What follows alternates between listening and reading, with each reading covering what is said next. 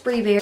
Today we're going to be talking about 14, I don't know which way it is for you guys, 14 notes on love. And goal for this video, still 50 likes. We still haven't gotten 50 likes. We still haven't even gotten like 10 likes.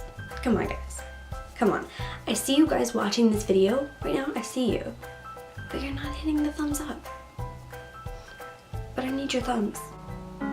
I don't have any thumbs, you see? I don't have thumbs. I need your guys' help. Help me.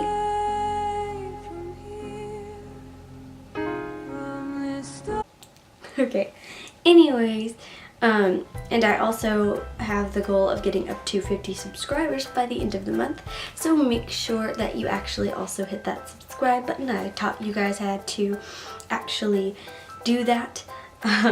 If you don't have a YouTube account, so make sure you go in and do that. Number 1, love is an action, not an emotion.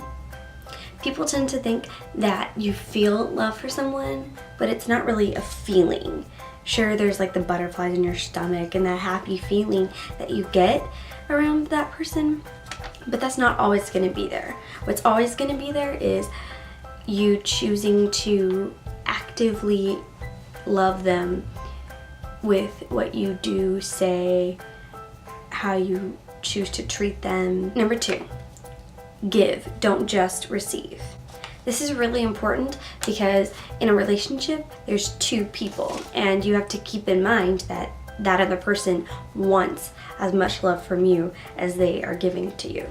Number 3, remember where you are in life and know that it may change.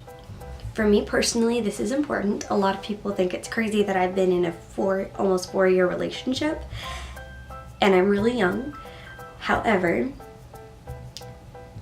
it's important to keep in mind for me that if my situation in life changes and his situation in life changes, then we can change the relationship. Either whether we're in the relationship or whether we're not, or how the relationship works, or whatever the case may be. 4, keep your perspective on life.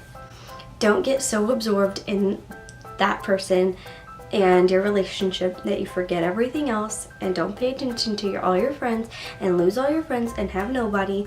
Don't do that to yourself. Just don't.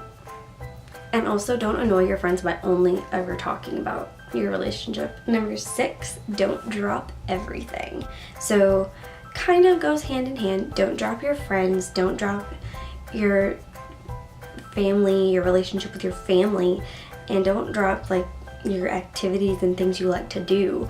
If you only ever spend time with that one person, especially like when you're in high school and stuff like that, then you're not going to have any friends, and when that relationship ends, then you're not going to have anything. That was number 5. I don't know if I said that right. So 5. Number 6, don't think you need a relationship or need a special someone.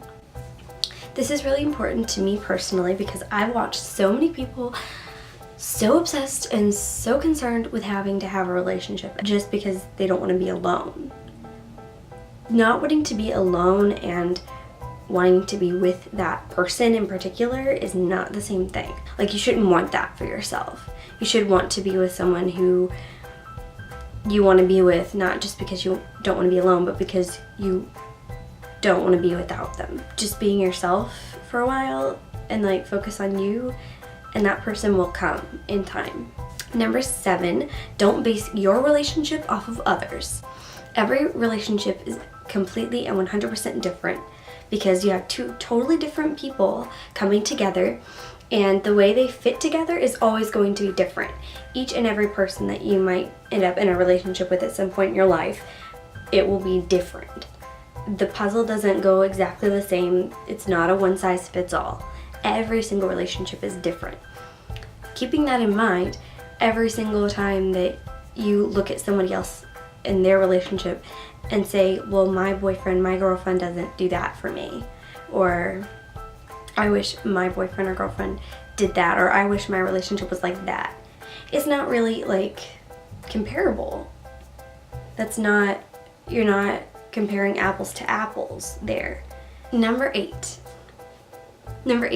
Don't let other people tell you how to deal with your relationship. This is important because as much as other people's advice can be beneficial in some situations, you should also consider that other person and you and what works best for you, because yes, an outside perspective is helpful sometimes, but at the same time, you shouldn't just look to the outside of the relationship every time you need help.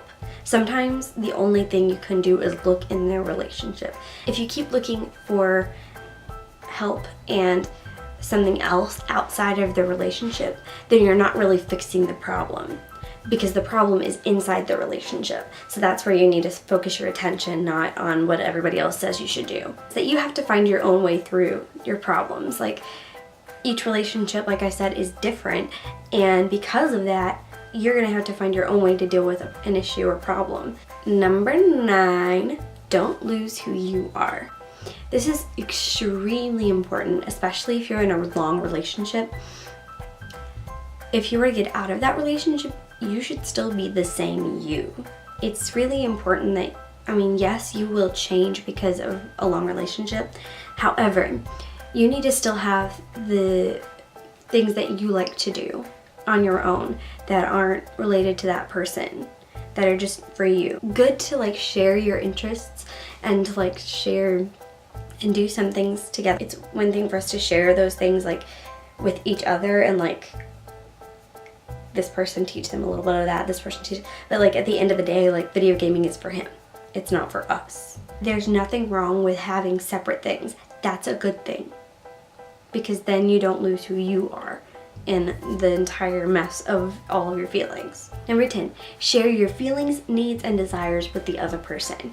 This is really important, really important, because if you don't communicate about the things that you feel, want, and need in the relationship or from the relationship, then you're not gonna get those things. You know, if there's something that you're not getting that you want and desire and need for the relationship or from it, it's not gonna just magically happen. Number 11, never focus on just your needs or their needs, but both. Sometimes people will get in a relationship and just give, and never actually take anything from it. So wishy-washy and only says like whatever you want to do and never has an opinion. You know what I mean? That's not a good thing. Same thing if you're only ever letting what you want happen. Sometimes you have to let what they want happen too. And not just that, but like what's best for both of you, individually and together. Number 12, when in doubt, stay calm or walk away. When you're not sure if you can communicate properly what's going on for you in an argument or disagreement, just walk away. Just say, I need a minute, and just walk away. Or just say, I'm not ready to talk about this yet. But just walk away. And if they can't respect that and respect you trying to keep control of your emotions, then that's a problem with them. And they should understand that you're trying to avoid an argument and talk about it rationally, and you should be able to step back, get control of your emotions, and then approach the situation in a different angle. And same thing goes for them. If you see that they're trying to step away from the situation, let it go. Number 13, give yourself time to collect your thoughts. Sometimes you don't even know why you're upset or angry, or at least that's what I experience. So maybe you need to like take a step back, collect your thoughts, and then respond. And same thing goes when you're listening to somebody speak. Don't just pick out one part of what they say, and then don't just pick out like the one part of what they say that you're gonna respond to with some angry, heated retort. But like listen to the whole of what they say and actually try to understand it and like understand what they mean, why they're saying what they're saying. Then respond. And number 14, lay firm for Jesus. Seriously though, keep God in the relationship. If all else fails, like try to do some sort of personal not personal, but like relationship, like couple study time or something like that. Like even if you just like send a text and say, hey, like each of you send a verse to the other one that day, like once a day, like even if it's something, or once a week, even if it's something as small as that, then you're keeping, and then so like one of you reads, say like you each have a verse that you've read individually, you send it to the other person and then you read the other person's. Like you could do something as simple as that. But it keeps God in the relationship. It keeps God as a focal point. God should be at the center of the relationship. Part of being in a relationship is growing closer to God and closer together. So it should be like a pyramid, like closer to God, closer together. You see? You see? Anyways, so I hope you found some of these tips helpful in your relationships, both with, you know, love in the romantic form and also with people that you love in your family, friends, things like that.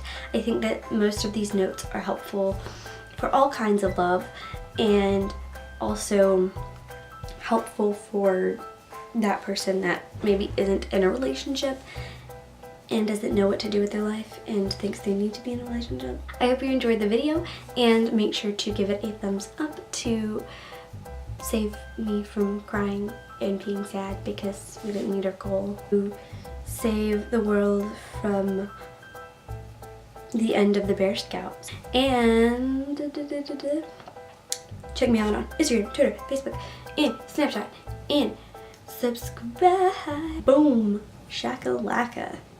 Okay, I'm gonna end this video before I continue to be dumb, so peace out, Bear Scouts.